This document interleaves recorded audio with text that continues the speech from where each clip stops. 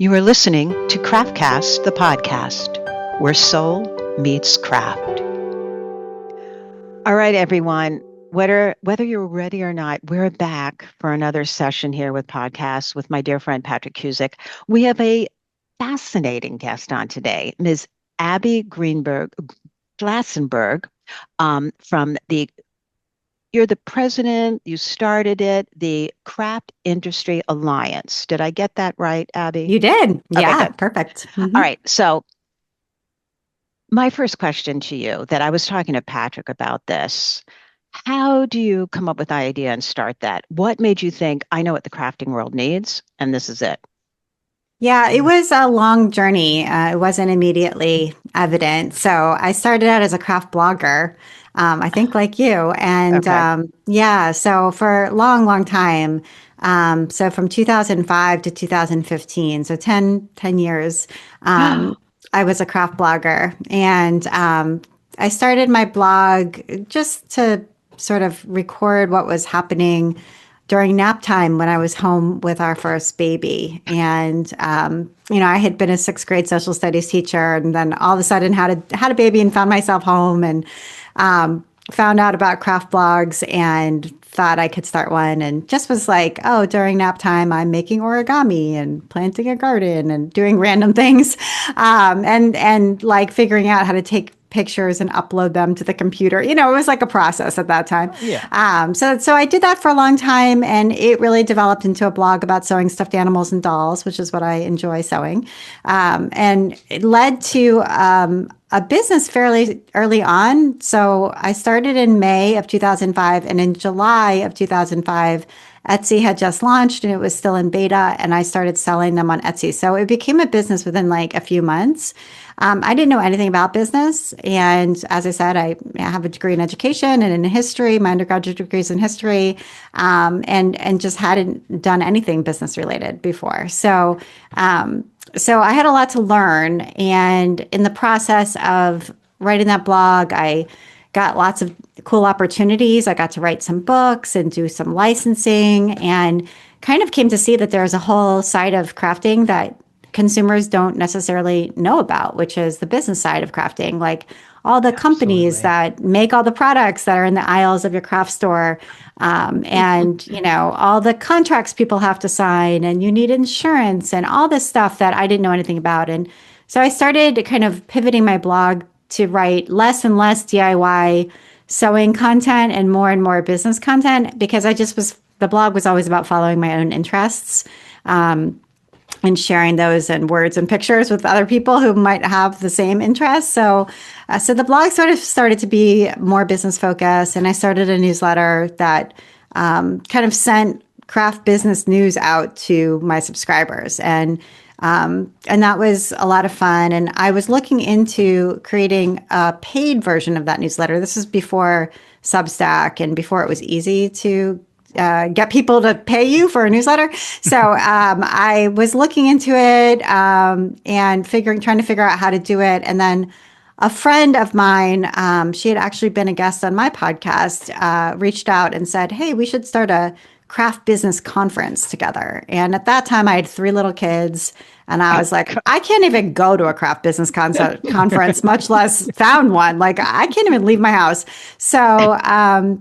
So we started talking, and I was like, I'm trying to do this paid newsletter situation. And anyway, in those conversations, we sort of thought, well, maybe what we could do is make a trade association, because then it would be all business education, but it would be online, and it would be available to everybody all year long. And all the existing trade associations, of which there were a few at that time, this is 2014 when we were having these chats, there were a few of them, but they were all really about a trade show. So when you sort of joined, what you really got was a ticket to the trade show. And we're like, well, we won't have a trade show. We'll just do all the other stuff, covering the news and trends, and, doing education, professional development for craft business owners because she had also been an eighth grade social studies teacher. So we had that in common. We both really like teaching and education, and we'll do some networking and kind of do it that way. And it'll be sort of a new kind of trade association.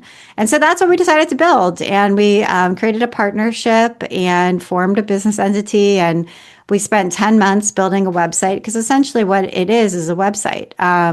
So we spent a long time building it in WordPress and figuring all of that out. And, we built like a little landing page, like if you're interested in this when it launches, put your name here. And we had a lot of people interested. So we launched October of 2015. We both put in $5,000 to build the site and get all the stuff done that needed to get done.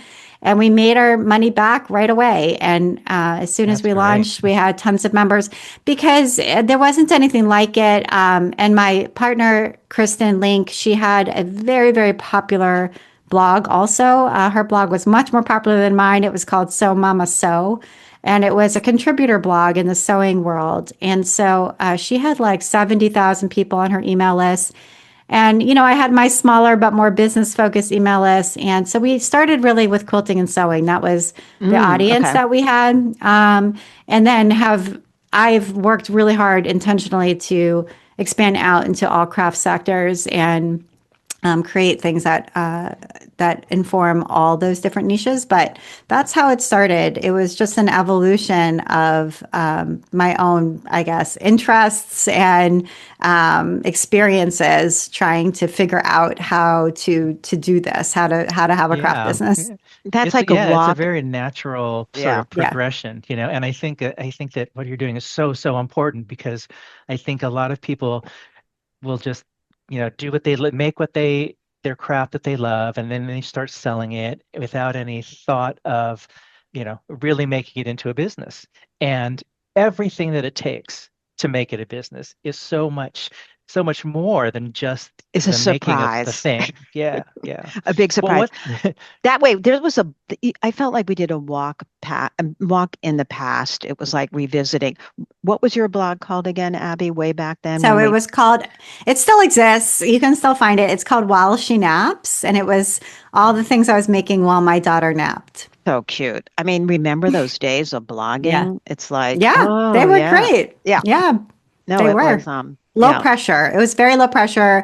You could post blurry, terrible photos and have these titles for your blog posts that were not SEO optimized in any way, shape, or form. Right. And it was fine. There were 40 of us. So it was like everybody knew everybody and we were all over the world. And we would send each other mail, like we'd make stuff for each other and send it to each other in the mail. And I mean, it was like a very innocent days of being online. That's what makes me laugh because CRAFTCAST was a blog at the same time.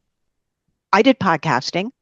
Were you ever on CRAFTCAST? I don't know. I listened to CRAFTCAST for years. Okay. Yeah. So, and I remember thinking the innocence of what you're talking about. I put a subscribe to our newsletter. I didn't have a newsletter, but that sort of came with your template when you did WordPress, and when I looked down, there were 15,000 people had subscribed, and I should do a newsletter. Yeah, totally. It was all crazy how it all, but it showed how interesting work. Carol Duvall was my hero to watch on HGTV. I used to watch Nancy Zeman back in the day, and I'd be home with the baby. And exactly. We would watch these things on television. Patrick and I were on TV. We didn't know that. We were both on the same show a million years ago. But it's just, we've come a long way. Well, you do cover so many of the crafts. I'm always blown away on your newsletter, all the different things. Do you... the internet changes daily and it's crazy. Do you see like major big changes right now in the crafting world? It's a good question. I mean, I think that what happened was we were very scattered, right? Everybody had their own individual home, their own URL. And if you wanted to know what was happening, maybe you had like an RSS reader where that would create a digest for you. But really, if you wanted to comment, you had to go to each person's home and make their, read the posts and make your comment. And there was a very active comment section and discussion, but they were all sort of everywhere. And then it kind of centralized, right? And we ended up with these very few big players, mostly Instagram being number one. And a lot of people's blogs went by the wayside because everybody was in this one central location, right? We were all just on Instagram. And if you wanted to sell things, everybody was on Etsy. So you had Etsy, you had Instagram. It was just became very centralized. And I think there's a level of disenchantment with some of that now where, people are fed up with having to essentially, Instagram, it's not, their priorities aren't your priorities, right? They have their own priorities, and that's very clear. That's been made very clear. Yeah. And I think there's a lot of frustration with Etsy at times as well, for those same reasons. So I think, it's easier, much easier now. The barrier to entry to doing e-commerce, to blogging, to having website, it's so much lower, just because there's all these great tools out there now that you can use to sort of get started pretty quickly and inexpensively. And I think Substack has sort of been proof positive of that, where people really want to share content in a longer form, more lasting way than they can on social media. And in a way that's a little bit less of a public feed. I think a lot of us have been burned by that public feed and that kind of, rewarding of heat rather than light and all of that, where it's just all about anger and people having terrible terrible battles in the comments and attacks and things. And just watching it is uncomfortable. Whether or not it's, you've been the victim of it, just being part of it is sort of just not constructive. So I think people, Substack is a way for people to sort of go back to the old days of blogging, right? It lives online. Very interesting. It has comments. It goes directly to your inbox. And I think people are turning to it for a reason, which is and so maybe it's sort of disseminating now, sort of going back out into lots of smaller homes, as we've gotten somewhat, I guess, discontent with the social media. With the lower barrier of entry that you were talking about, I remember I think I made my first website with iWeb or something like that from Apple, and didn't even know what WordPress was.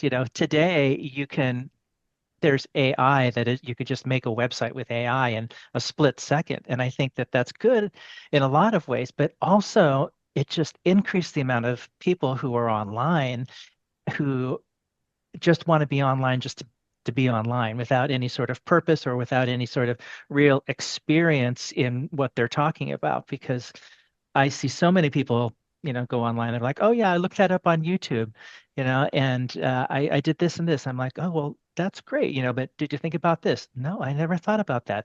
This person was just, showed it to me online. And sometimes a lot of the information is wrong. I think that people are sort of jaded with what's going on in terms of having to filter through all the information and filter through, how do I get to the right person?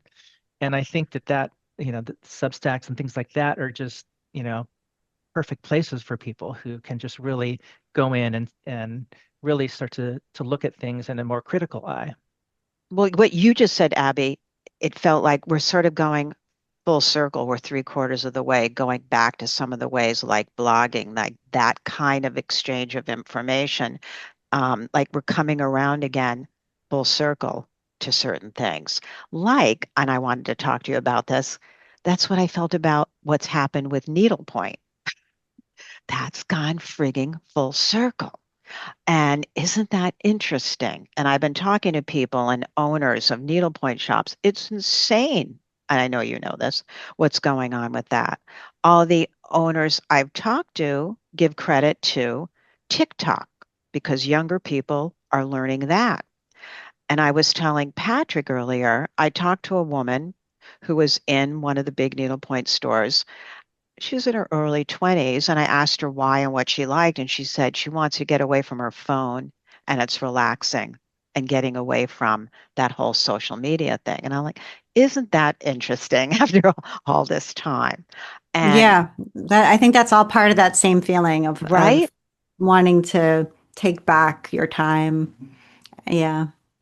And and enjoy things that way. Like it's really gone, I think, full circle.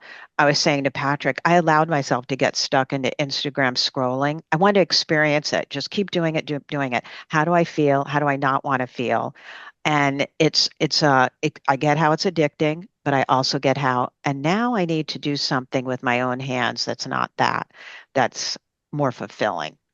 Yeah, that being said, right, she told you that folks are learning about needlepoint on TikTok. So the digital piece still plays a really important role, right? Correct. So it's Correct. not as though they're learning about it from a Correct. friend. They're learning Right. about it online, but then they're going and doing it in person. So it's not like it's going to go away. It's Correct. just maybe people have a more intentional feeling about its role in their That's lives. a good point. That and mahjong were the two things in the past few months that blew out of the water.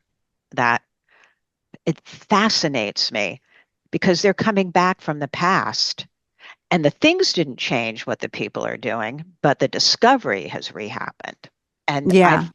I find that really fascinating because it's also making people be with other people doing things because they're now groups where people can sit. Right. I go to one at the library and you bring your own needlework and they're doing book readings and different things. I think people have discovered they might need people again, not just their phone. I used to do this Yeah. thing called Stitch and Bitch, Yeah, where we would all show up on a Thursday night with a bottle of wine.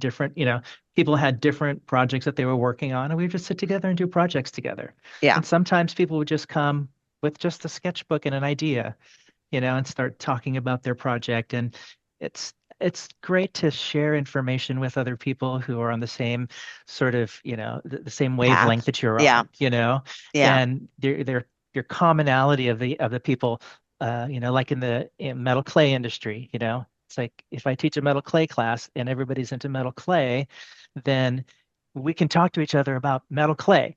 And your husband isn't going to think you're strange for talking about metal clay all day long and that you want to do this, right? It's like it's camaraderie is just, I love it. It's really great.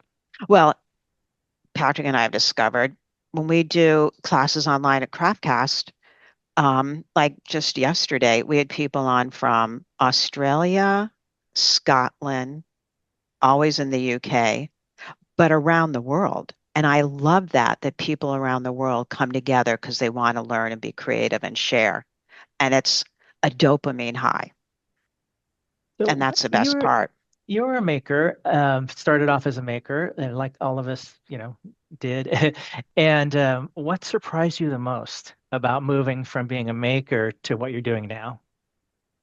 I mean, it's still a lot of work, I think in both situations it was a lot of work. The work is just a little bit different. I think you know, so the work previously was kind of coming up with concepts and drawing and then drafting patterns and making many iterations until it came out the way that I wanted it to. And then making the final samples, writing technical instructions, taking photographs of each step, and then figuring out how, in what way I wanted to publish that, and then market it. So it's like a whole cycle.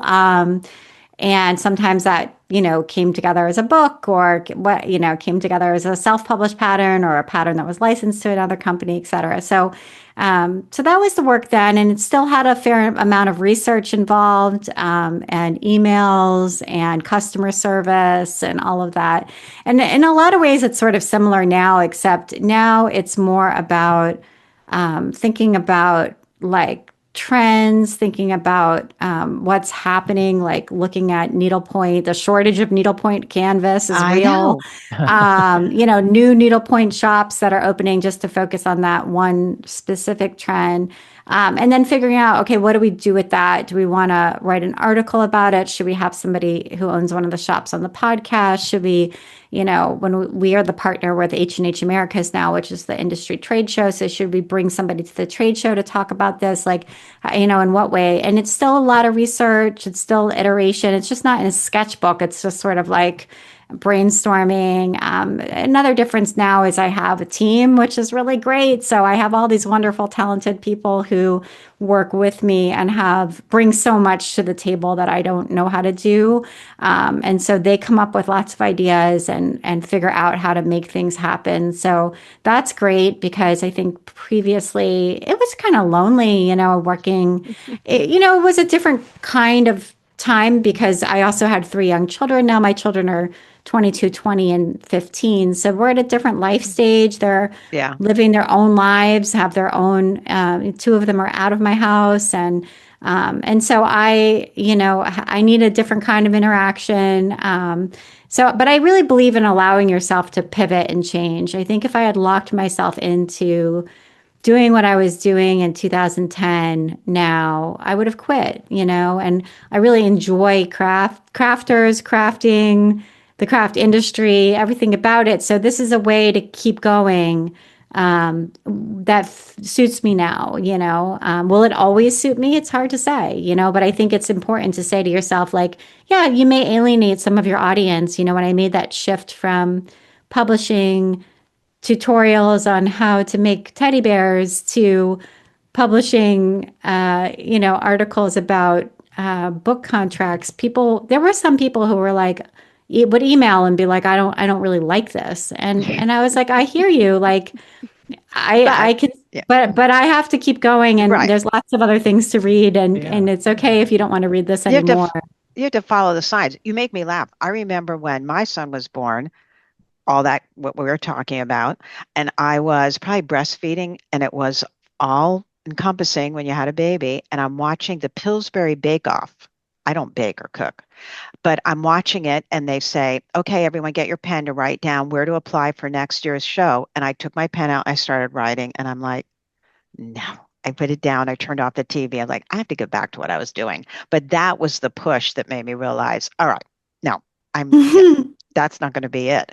And then you move forward and find the next thing. But now, what do you think? Because I love what you said, that we all know that with the needlepoint and the canvases are shortage. I think it's because there was only one place really making them all those years ago. Well, now they need more, and they haven't recreated the next place where they can make them. But what do you think people need to be paying attention to the most in the creative business of changes? Where do you see that people are missing something that they should pay more attention to? As far as like what crafts are concerned, or business end of craft? Oh, yeah. How do you deal with the balance of it all? I think that's the thing, right? Yeah, there's that too. Because a lot of times artists aren't business people. You know? And so it's hard to do that balance. How do you deal with that?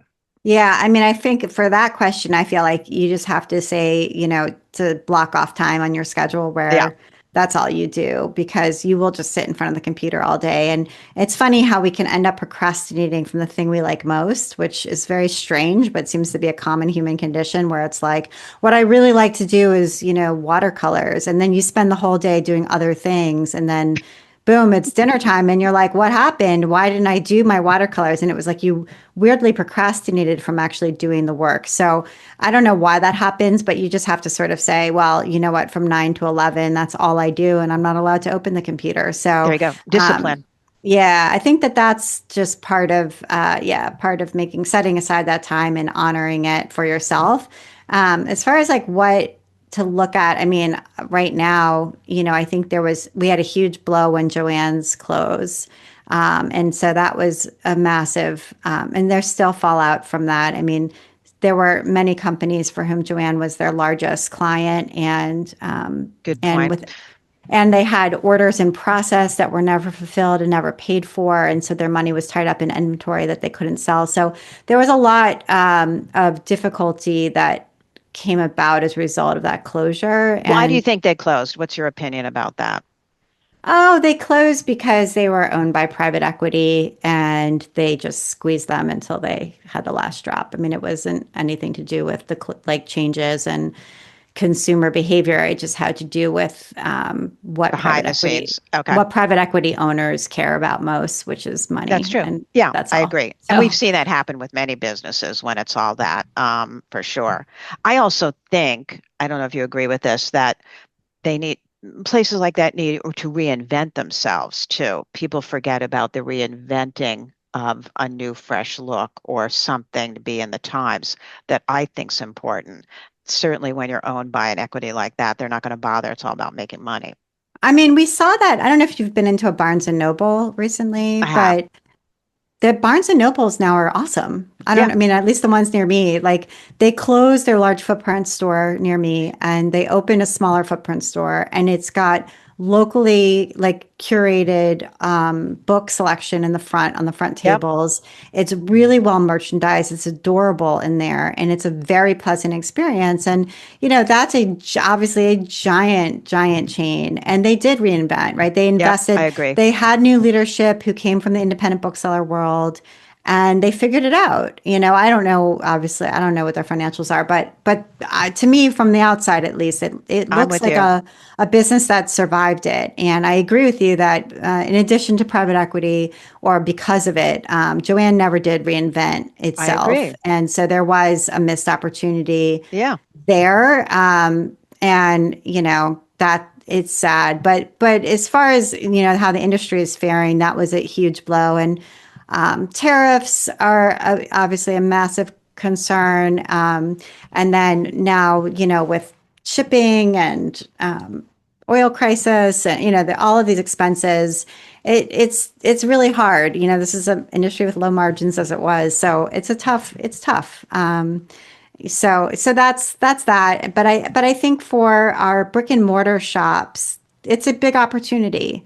It's an opportunity to bring people together. You're not going to win on inventory. So you cannot compete with e-commerce when it comes to inventory, but you can compete on a lot of things that e-commerce can't provide. And what you were talking about, Patrick, with the Stitch and Bitch, right? Like is like community in your store, impact in your community that you can have, you know, bringing people together, your expertise, being there, and your curation of what's on sale, your eye.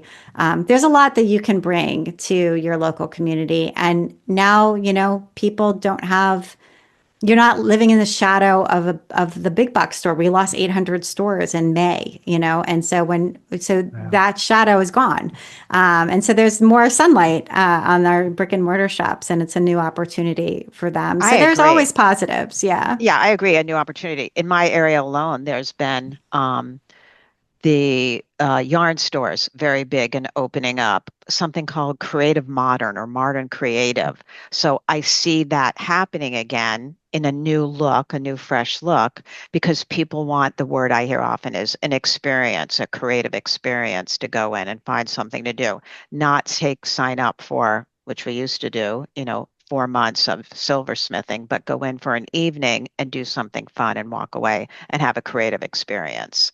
Um, Hmm. I've seen a lot of that. What other trends do you see? Is there one that stands out for you? Oh gosh, I'm not sure. I know beyond right now. I hear you on the needlepoint and the mahjong thing, Yeah, and it yeah. kinds of reminds me of pickleball. Back a Okay, couple of yeah, years there you ago, it go. was Yeah, yeah, pickleball yeah. everywhere. You know, I mean, I see a lot of merchandise around reading and like book talk. You know, lots of crossover, I think, between people who enjoy reading and enjoy books and enjoy crafting and crafts. So there's definitely sort of a sub trend around creating products that appeal to both of those Good sectors. point. Yeah, So that's definitely, you know, that's hot. I think other kinds of handwork, embroidery, cross stitch, those sorts of things. Sasa sewing like with felt, you know, they're really appealing for they sure. are. Yeah, I mean, Yeah. I do one of those at night. That's my therapy work. Sue Spargo, who's known in her felting world and quilting, I'm on my like 10th year of doing those at night. And I'm not an embroiderer artist or needle, but I find it relaxing and creative and community, and you share and make. Um, and that's amazingly popular as well, which I love seeing. And you know Yeah, what and else it's is nice is color that, saturated. It's pretty. Yes. Yeah. and that low barrier of entry again, that Yeah. we're talking about, where you don't need a lot of fancy equipment. Yeah. It's something you can just pick up, and if you want to do it, you do it, and you don't have to go out to do it, like glass blowing. You know, Yeah. it's yeah. I think that's part of it. I think Everyone's people are fast. looking for it for sure. I think we need it, especially in the world today. There's a lot of stress. And I think that our creative outlets are important, even for people who've never been creative before. They want to go make something and do something. So I feel like we're like going back in time. Certainly the needlepoint and the mahjong. I'm like, okay, what else did we do back then that's going to come back? What is it? Come on, there's something that we Yeah, I did. think it's just important to like notice your own interests and pursue them, Yeah. Oh yeah. really pursue them because that's where these new trends come from. Is just somebody who's sort of, I mean, I see lots of people making baskets. There was a time where Yep. not long ago where there was lots of people making brooms. That was like a big That's trend. right. Yeah. Making I brooms. I took a basket weaving class not long ago. That was super fun, and yep. it was all day, 1 day class. It was Yep. awesome. So, but yeah. So I think for those of us who do create DIY content and kind of want to hop on that next trend, I think, and sort of don't know where it is, I would just say like, if you're out somewhere and you see something that's cool that you're like, I could make that, like learn how to do it because yeah, like we create those trends just by like it's like where does desire come from, right? And it comes from seeing other people do something that you like. Hey, see, it's TikTok. Otherwise, you wouldn't have seen that. What's I, by the way, possible? love TikTok, and I'm on TikTok every day. What do you And love? What do you love the most about it? oh, I just love TikTok. I mean, I just got back from England with my son, and we walked something called the Cotswold Way in Uh-huh. rural England. And the way that I found out about it was through TikTok. I was on TikTok, and a woman's like, I'm walking the Cotswold Way. And I was like, I don't know what that is. So I watched this whole video. And then, of course, once you watch a video on TikTok, they show you more videos about the Right. same thing. Mhm. So I Right. ended up watching a whole lot of videos about the Cotswold Way. And then my son was like, I have spring break off for 2 weeks. And I'm like, you want to walk the Cotswold Way with me? And we did. And we had a great time. I was totally influenced. So, I just think the way that the algorithm on TikTok works and the type of content that it rewards people for creating is brilliant. And You know what? I'm going to go back to it because Instagram has gotten so I Instagrammy. don't even go. I hate I Instagram. know. I'm not, well, yeah. I put everything for all of our classes, everything on there, but I hear what you're saying. I'm moving over to TikTok. I put things on TikTok as well. But that's sort of fun when you see something and you write down, oh, I want to do that. And I think that appeals to creative people. You just want to see and go, oh, I want to make that, or what's that, or where'd you go, or that type of thing. Do you post on TikTok? Never. Okay. I don't post on social media in general. We have a social media manager who does all of the posting Okay. for us, and I don't. Yeah, I just don't. Out of all the jobs, which is the one you like the most and dislike the most Jobs where? for your business? Oh, of all the jobs that I do. Yes. What's the Oh one gosh, that's your I would favorite? say I like writing and reporting the Okay. best Okay. because I'm not um, surprised to hear you say that. So, yeah, my mom was a reporter when I okay. was growing up for the Washington Post, and then for our local newspaper. So I think I come from a journalist, but and my dad was a lawyer. But I definitely when there's like a good news story that I know the industry would be really interested in reading, and I also know that nobody else knows about it. I really like figuring out all the ins and outs of it, verifying everything, talking to sources, writing the piece in the best way that I know how, and then sharing it, and watching the discussion and debate that takes place afterward. Like I feel like that's what we're really known for. Finding those stories is not easy. And you gotta, you have to have a lot of relationships with a lot of people who trust you. And when they see Right. something come to you and say, you Check know, this out. yeah, Yeah. you should know about this. And I'm so appreciative when people do bring Yeah. us tips like that. Oh, yeah. That's great. Yeah. I can see that part. I always enjoy your newsletter. Well, yeah. We have to keep faith and just moving forward and watch the cycle continue. I love hearing to hear the term blogging again sort of makes me go, oh, yeah, I remember that. I mean, we don't hear that term used much, but we heard it every day back then, blogging, time to do the blog. So I loved hearing that again. Who knows? Maybe just straight blogging will come back again too. You never know. But it's yeah. So what are you looking forward to next? Well, so we're the partner, as I mentioned, with the trade show H&H Americas, and they just opened a second show that will be in Houston in October. So our Okay. original show is in Chicago in May. And so I'm excited about that. And we're the partner for that show as well. So we plan all the education that takes place at the show. So all the business classes, the keynotes, the state of the industry panel. I moderate that, and we book all the main stage panels, et cetera. So it's a lot of fun. It's a huge job. I'm excited to sort of rethink what we do for the fall show to make it distinctive from the spring show. So that's definitely on the horizon. And as soon as we get back from the show in May, then I start planning for October. So we'll see how it develops. And it's kind of a wide open question right now. So that's fun to sort of think ahead to. That's always fun.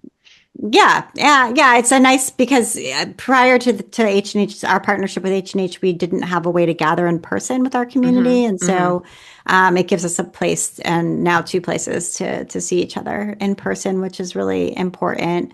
And then there's also lots of things I'm cooking up for Craft Industry Alliance, always behind the scenes and exploring, should we do a print magazine? Yes, no, all those things. There's always more things that an organization like ours could do.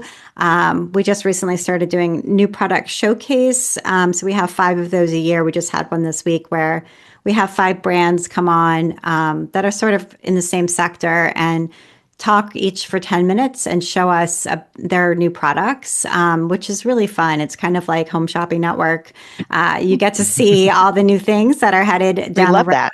So that our members can be in touch with their marketing teams for collaborations and other opportunities, and so to write wholesale orders, whatever it is that our visitors and viewers. People love that.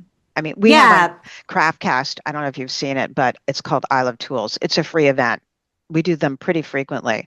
And at least 5 of my teachers, Patrick's mom many times, and we show off their favorite tools and how they're using them.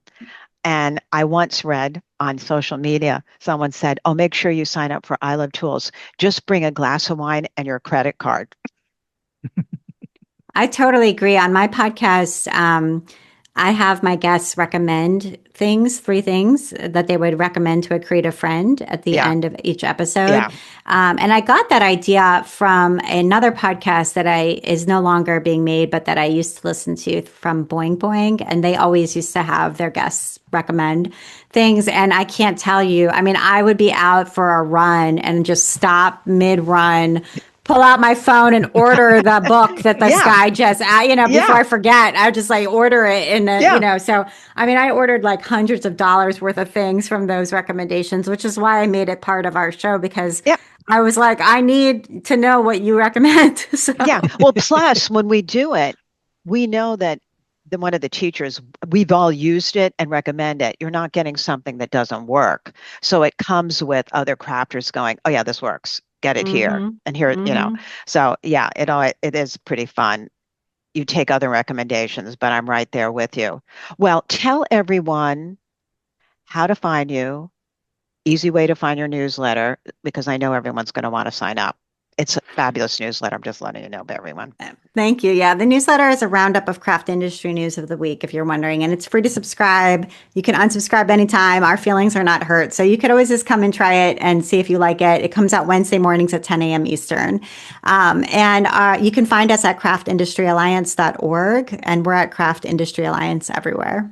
Yep. It's great. People do it. I'm just saying, important. There's, and lots to read and different things. So thank you, Ms. Abby, for coming on and chatting with us. We've been around a while. We've gone through the blogging to the vlogging to whatever else is happening next. We'll be there. I know that. We like it. Thank you, Allison. Thank you, Patrick. It was great talking with both of you. Thank you. Thank you.